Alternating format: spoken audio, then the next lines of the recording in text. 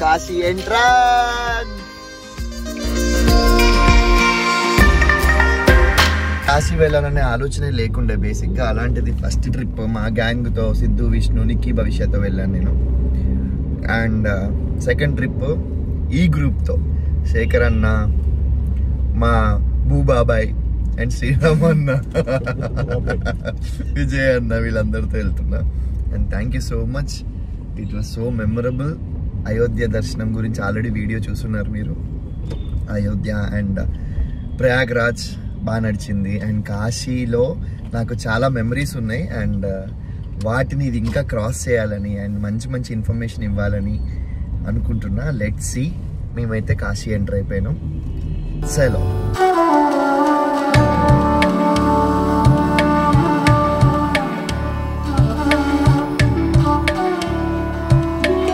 Morning ready అయిపోయాం మేము వారాహి అమ్మవారి దగ్గరికి రావడానికి కోసం. ఒక 6ంటికి బయటకు వచ్చాం. అప్పుడే క్రౌడ్ చూడండి ఎలా ఉందో.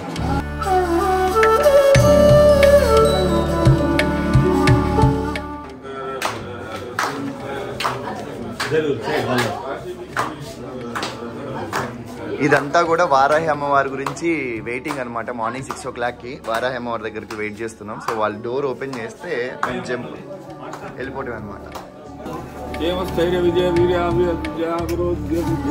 డ్రెస్ ఒక్కటి చేంజ్ అన్న, డ్రెస్ చేంజ్ చేస్తే ఆటోమేటిక్ అయిపోతుంది.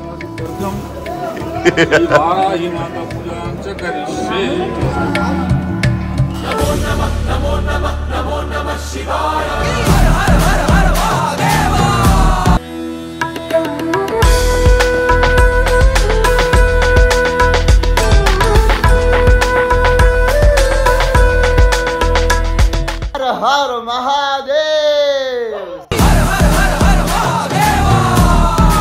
So I met Ganga Kashi Vishweshwara దగ్గరకు వచ్చాను నేను. అండ్ ఈ వైబ్ ఏదైతే ఉందో అది అదిరిపోయింది. అండ్ వారాహి అమ్మవారి దర్శనం అయితే అయిపోయింది. అండ్ చాలా పీస్ఫుల్ గా ఉంది కాశీ.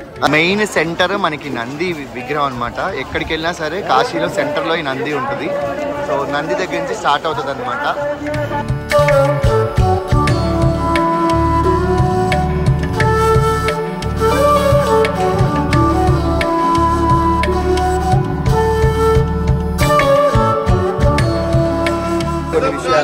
दर्शन के लिए आइए मामा जी.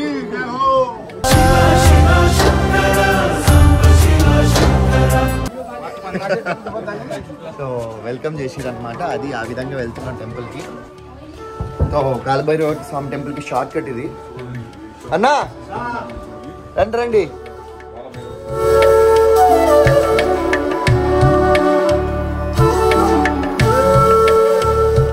టెంపుల్ దగ్గరలో క్యూలో పెట్టాడు తీసుకొచ్చి. జై బలో శంకర్ భగవానికి. ఇది కాలభైరవ స్వామి టెంపుల్ ఎంట్రీ అన్నమాట. సో అది కాలభైరవ స్వామి టెంపుల్.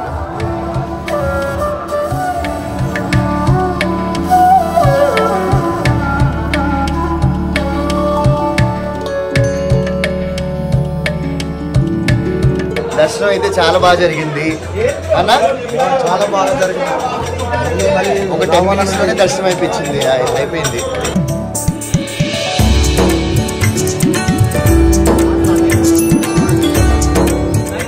మా నాన్నగారు నెలమాసికలకు ఒక విశిష్టమైన ప్లేసెస్లో పెట్టాలని ఫిక్స్ అయ్యానని చెప్పాను కదా. సో దాంట్లో ఒకటి ప్రయాగ్రాజ్ అండ్ ఇంకొకటి కాశీ. సంవత్సరికం లోపల నాన్నగారికి ఇష్టమైన బట్టలు అండ్ మా డాడీ చెప్పులు, చివరిగా వేసుకున్న చెప్పులు తీసుకొని వచ్చాను నేను ఇక్కడికి. సో అది 2 త్రివేణి సంగమంలో కలపాలనుకున్నాను. బట్ త్రివేణి సంగమంలో చిన్న పినీసేసినా సరే దాన్ని మళ్ళీ వెనక్కి తీసుకొస్తున్నారు. కాబట్టి అక్కడ ఏం చేయకుండా కాశీ తీసుకొచ్చి కాశీలో డాడీకి సంబంధించిన జత బట్టలు అండ్ చెప్పులు 2 కలుపుతున్నాను. అండ్ నెలమాస్కం పెడుతున్నాను. మా డాడీని బేసిక్గా కాశీ తీసుకురావాలని చాలా ప్లాన్ చేసి ఉండే. బట్ అది అవ్వలేదు. ఆయన ఇక్కడ లేకపోయినా ఆయనకి సంబంధించిన వస్తువులు దీంట్లో కలిపితే అండ్ ఆయన చెప్పులు ఇక్కడ తీసుకొస్తే ఆయన్ని తీసుకొచ్చినట్టే అని నేను భావిస్తున్నాను అనమాట. Miss you daddy, miss you so much.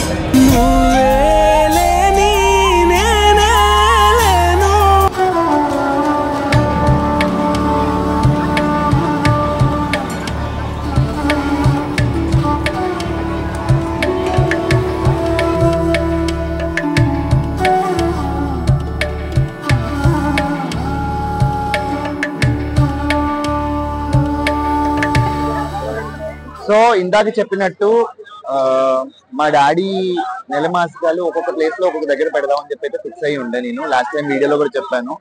So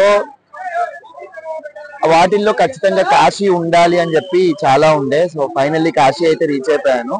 so కాశీలో పిండ ప్రదానం చేయడం కోసం ఒడ్డుకి యువతల సైడ్ చాలా క్రౌడ్ ఉంది అని చెప్పి, సో ఒడ్డుకి యువతల సైడ్ కాకుండా మేము ఒడ్డుకి అవతల సైడ్ వెళ్ళి చేద్దామని అయితే ఫిక్స్ అయిపోయాం అనమాట. సో మాకంటూ ఒక ప్రైవేట్ బోట్ అలాట్ చేశారు. ఇది ప్రైవేట్ బోటు అండ్ మా గ్యాంగ్ అది.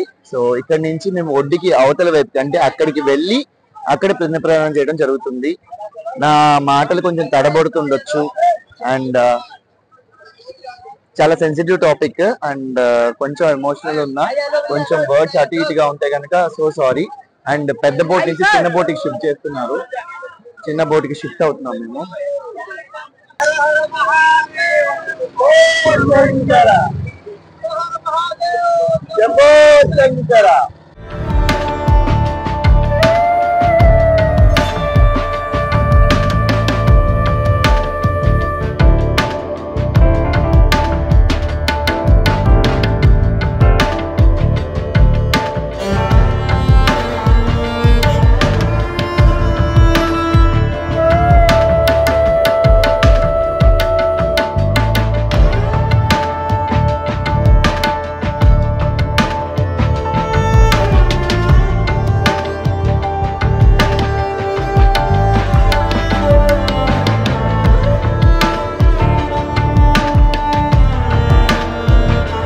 ఒక్కసారి ఎప్పుడు నేను కాశీని అవతల వైపు నుంచే చూసాను లాస్ట్ టైం చూసినప్పుడు. ఒకసారి మనం యువతల ఒడ్డు నుంచి అవతల వైపు కాశీ ఆ ఘాట్స్ ఎలా ఉంటాయో చూద్దాం. ఒక్కసారి ఎప్పుడు నేను కాశీని అవతల వైపు నుంచే చూసాను లాస్ట్ టైం చూసినప్పుడు. ఒకసారి మనం యువతల ఒడ్డు నుంచి అవతల వైపు కాశీ ఆ ఘాట్స్ ఎలా ఉంటాయో చూద్దాం.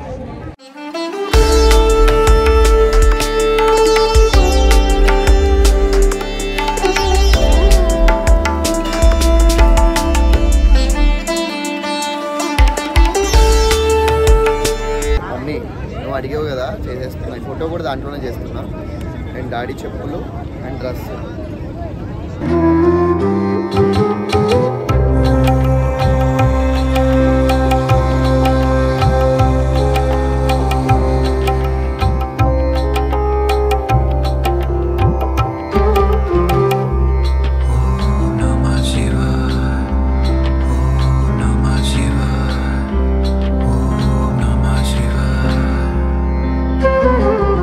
పిండ ప్రదానం అయితే అయిపోయింది అండ్ చాలా మెమరీస్ ఉన్నాయి and thank you so much to the universe and నాతో పాటు వచ్చిన నా అన్నలకి. వాళ్ళు అన్ఎక్స్పెక్టెడ్ ట్రిప్ తీసుకొచ్చారు అండ్ రావటం వల్ల నేను ఈ మంచి పని జీవితాంతం గుర్తుండే పని చేయగలిగాను. అన్న థ్యాంక్ యూ సో మచ్. ఈ ట్రిప్ మీరు లేకపోతే అయ్యేది కాదు, జీవితాంతం గుర్తుంటుంది. థ్యాంక్ యూ థ్యాంక్ యూ అన్న.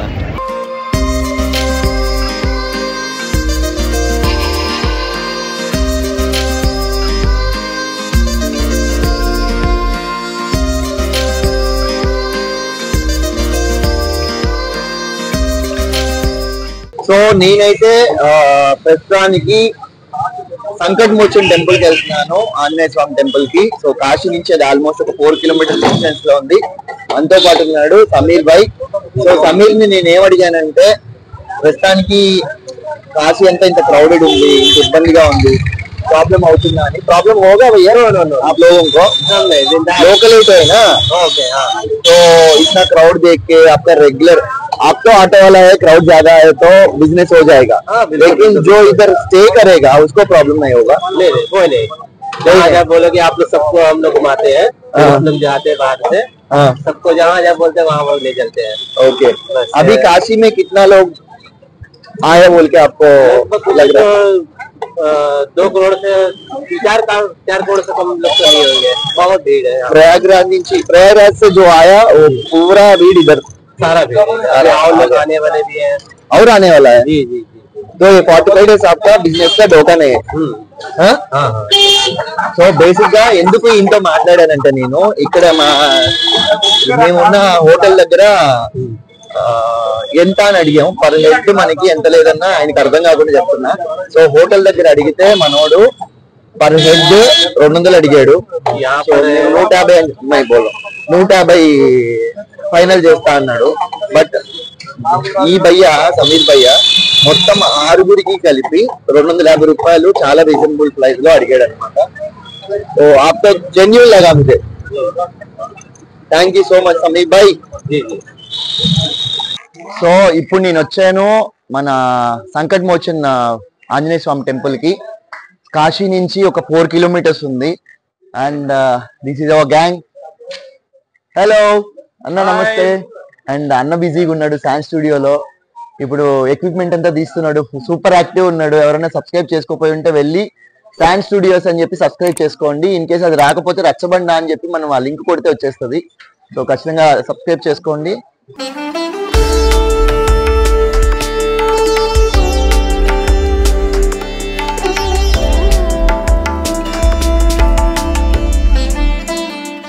సో హనుమాన్ టెంపుల్ అయితే మనకి దర్శనం ఫినిష్ అయిపోయింది. అక్కడి నుంచి మనం వెళ్తున్నాం కనకదుర్గ టెంపుల్ కి. సో కనకదుర్గ టెంపుల్ నుంచి అక్కడి నుంచి కాకాజారే అవి కనకదుర్గ టెంపుల్,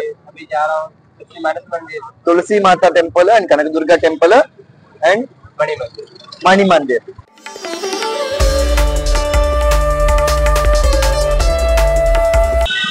సో ఇప్పుడైతే మనం తులసి మాత టెంపుల్ కి వచ్చేసినాం.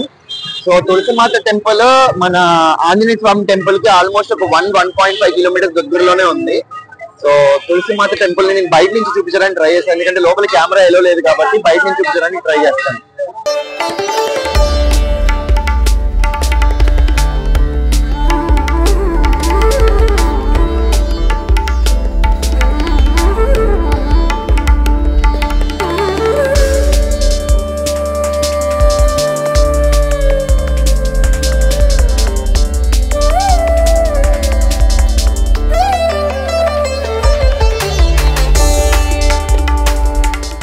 సో తులసి మాత టెంపుల్ దర్శనం అయితే అయిపోయింది, చాలా బాగా జరిగింది.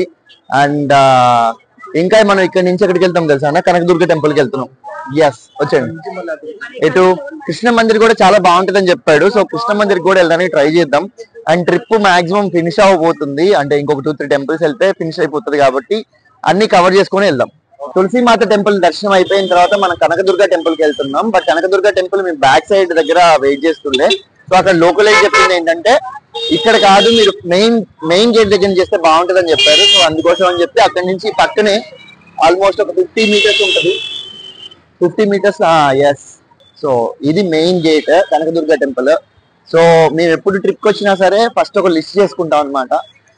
ఏ టెంపుల్కి వెళ్ళాలి, ఏమేం చూడాలి, ఏం చూస్తే బాగుంటుంది అని చెప్పి షెడ్యూల్ చేసుకుంటాం. సో దాంట్లో Kanakadurga temple must and should అనమాట.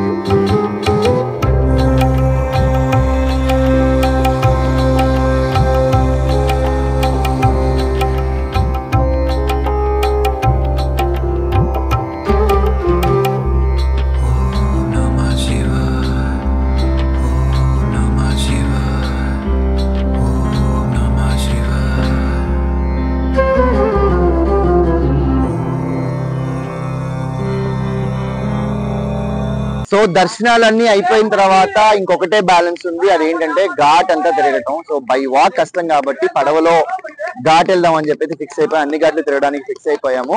సో ఇక్కడ ప్రతిసారి కమర్షియల్స్ దగ్గర తేడా వస్తుంది కాబట్టి క్లియర్ గా మాట్లాడుకొని మనకి శివాలా ఘాట్ నుంచి మణికర్ణిక ఘాట్ వెళ్ళాలనే థాట్. బట్ మణికర్ణిక ఘాట్ కి ఎంట్రీ లేదు కాబట్టి దాని తర్వాత మనకి కాలభైరవ టెంపుల్ ఘాట్ ఏదైతే ఉందో ఆ ఘాట్ దగ్గర వదులుతానని చెప్పి అండ్ 6గురికి కలిపి 1500 రూపాయలు ఛార్జ్ చేశాడు. ఫస్ట్ అయితే ఒక పర్ పర్సన్ 200 రూపీస్ తీసుకొని రెగ్యులర్ గా అందరినీ కూర్చోబెట్టే బోట్ లో అనుకున్నాం, కానీ అలా మాట్లాడుకున్న 6 అవుతుంది కాబట్టి ఇంకొక 300 ఎక్స్ట్రా పెట్టుకొని మేము సపరేట్ బోట్ తీసుకోవడం జరిగింది. సో చలో మనమైతే బోట్ షికార్కి రెడీ అండ్ ఘాట్స్ అన్ని పడవలో చూసేద్దాం. సో మాదైతే స్టార్ట్ అయిపోయింది బోట్ ట్రిప్ కాదు ఘాట్ ట్రిప్. చెప్పండి ఘాట్ అని ఆపేసిరు. ఘాట్ ట్రిప్